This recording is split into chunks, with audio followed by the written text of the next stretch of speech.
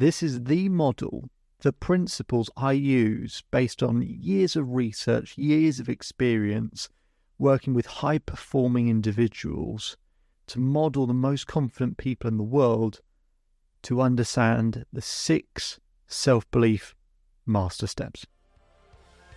Hello and welcome to the Self-Belief Chief podcast. You're here with David Holman. Make sure to subscribe to the podcast if you haven't done so already so you can keep up to date with the latest episodes. And let's begin. My life's obsession has been, if everybody wants to believe in themselves, why don't they? If everybody wants to believe in themselves, why don't they? And I struggled a lot with confidence growing up. I'm half Christian, half Jewish. I experienced a lot of discrimination growing up. I was an athlete. I grew up in various football academies, so I was always in a fairly high pressure environment where you had to perform and deliver. I really struggled with confidence growing up. And I remember really struggling at school, and a teacher pulled me to the side and he said, "David, you've really got to have more confidence in yourself. You've got to really believe in yourself." As he walked away, I said, "How?" He said, "What do you mean?" I said, "Well, you told me to believe in myself. How?" And he said, "Well, you just got to, you've got to pick yourself up. You've got to, And he didn't have an answer. And the truth is, if anyone ever says believe in yourself to you, ask them how. They won't really have an answer. Not one that you can implement easily. So that was my life's obsession, is how do we find something that we can implement into our own lives so we can have self-belief in whatever area, whenever we need it. So after years of research, years of working with people, looking at some of the most confident people that have ever existed and try and find the common denominators between all of these things, all of these different experiences, I came up with 6 things, a very simple model. If you don't already, I'd love you to grab a pen and paper so that actually you can write this down. So just pause the recording if you need to grab a pen and paper, but otherwise, I'd like you to imagine a clock. We're going to write down 6 things, okay? At 12 o'clock, I want you to write down the word clarity. Clarity. Okay, that's the first step. That's the first master step. Being clear of what you want, not what you don't want. So, for example, I'm going to make up an athlete called Derek, okay? Let's use Derek as an example. Derek comes to me and says, "David, I want to have self-belief because I don't want to feel anxious and nervous in a game." Now, if I said to you, don't think of a polar bear, what are you thinking of? A polar bear. So our brain can't process negatives. We can't process, I don't want to feel.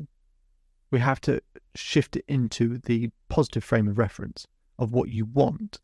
So what we have to do with Derek is help him do that. So he doesn't want to feel nervous and anxious. Well, how does he want to feel? He goes, okay, I want to feel confident. I want to feel certain. I want to know that I can deliver. I want to know that the things I need to do, I can do well. And I said, specifically, what are those things? Now, let's say Derek is a tennis player. Derek says, you know what? I want to be able to serve consistently. I want to be able to make sure that I get the rhythm right. I want to make sure I get the ball throw correct. And I want to get the snap at the top correct. Okay, now we're being specific. Now we're being clear and framing it as to what we want. That's good. So the first step is clarity. At the 2 o'clock point, energy. Okay, energy is the oxygen of confidence. If you don't have energy, you can't have self-belief. You just can't. So I look at people how to help them reduce the stress hormone, the cortisol in the body, and to boost testosterone, which is the key hormone for confidence. So I help them create that hormone balance. But you can just have a look at any area of your life and think about how could you increase your energy level, right? How could you improve your sleep, your diet, the music you listen to, you spend time with, the postures, the positions that you hold, all of these sorts of things. Once we get that hormone balance right, it's easier to do step 3. And that's at the 4 o'clock point, right? Step 3 is focus. And that's the ability to focus on what you want to happen, on the solution, right? So being clear of what you want, then having the energy to deliver, and then being able to maintain that focus on what you want, not on what you don't want, because whatever you focus on, you feel. So it's about improving that focus. Once we've got those first 3 steps, step 4 at the 6 o'clock point, step 4 called triggers. Having a set of triggers that when you're under pressure or in a highly intense emotional environment, a set of triggers you can always go back to. Because it's hard to kind of rationally or logically talk to yourself when you're in a stressful environment or the emotion's high. Like for Derek, when he's playing a game, the emotion's going to be very high. So he needs to have a set of triggers he can always go back to get him back into a prime mode. And what I will do with Derek is look at the 5 times he's performed at his best. Find those common denominators. There's 2 or 3 things he always does when he plays at his best, and pull those out as a set of triggers. Okay. Then step 5, we put that at the 8 o'clock point. Step 5 is momentum. It's hard to have self-belief when you feel like you're starting from scratch. The beautiful thing is you've had momentum developing your entire life. You just haven't recognized it. So we stack all the things we do well, all the achievements, all the progress we make, we stack on top of that when we consistently do the actions we need to do, and we keep track of it, and keep tracking and build momentum. And then step 6 is growth. If you don't feel like you're progressing, you can feel like you're dying in some way, shape or form, can't you? But we actually have to be able to experience a level of growth and development, and that's part of the process of having self-belief. Now, we've put that at the 10 o'clock point. Now, think about it. If you have growth, what does that then give you? It gives you clarity, that first step. So if you have more growth, it gives you clarity, gives you more clarity.